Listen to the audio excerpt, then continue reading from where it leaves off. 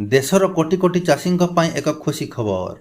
ଭାରତ ସରକାରଙ୍କ କୃଷି ମନ୍ତ୍ରଣାଳୟ ପ୍ରଧାନମନ୍ତ୍ରୀ କିଷାନ ଯୋଜନା ଅଧୀନରେ 20ତମ କିସ୍ତି ପ୍ରଦାନ କରିବାର ତାରିଖ ଘୋଷଣା କରିଛି। କୃଷି ମନ୍ତ୍ରଣାଳୟ କହିଛି ଯେ ପ୍ରଧାନମନ୍ତ୍ରୀ କିଷାନ ସମ୍ମାନ ନିଧି ପିଏମ୍ କିଷାନ ଯୋଜନା ଅଧୀନରେ 20ତମ କିସ୍ତିର ଟଙ୍କା ଆସନ୍ତା ମାସ 2 ତାରିଖରେ ସମସ୍ତ ଯୋଗ୍ୟ ଚାଷୀଙ୍କୁ ଦିଆଯିବ। କୃଷି ମନ୍ତ୍ରଣାଳୟ ମଙ୍ଗଳବାର ରାତିରେ ଏକ ପୋଷ୍ଟ ମାଧ୍ୟମରେ ଏହି ସୂଚନା ଦେଇଛନ୍ତି।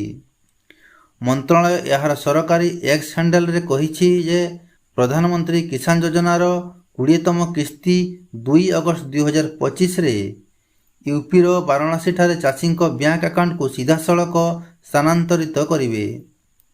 କେନ୍ଦ୍ର ସରକାର ଫେବୃଆରୀ 2019ରେ ପ୍ରଧାନମନ୍ତ୍ରୀ କିଷାନ ସମ୍ମାନ ନିଧି ଯୋଜନା ଆରମ୍ଭ କରିଥିଲେ।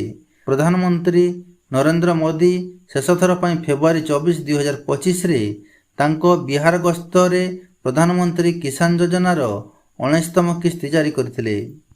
ଏହି ଯୋଜନା ଅଧୀନରେ ଭାରତ ସରକାର ସାରା ଦେଶରେ ଯୋଗ୍ୟ ଚାଷୀମାନଙ୍କୁ ପ୍ରତିବର୍ଷ 6,000 ଟଙ୍କା ଆର୍ଥିକ ସହାୟତା ପ୍ରଦାନ କରୁଛନ୍ତି।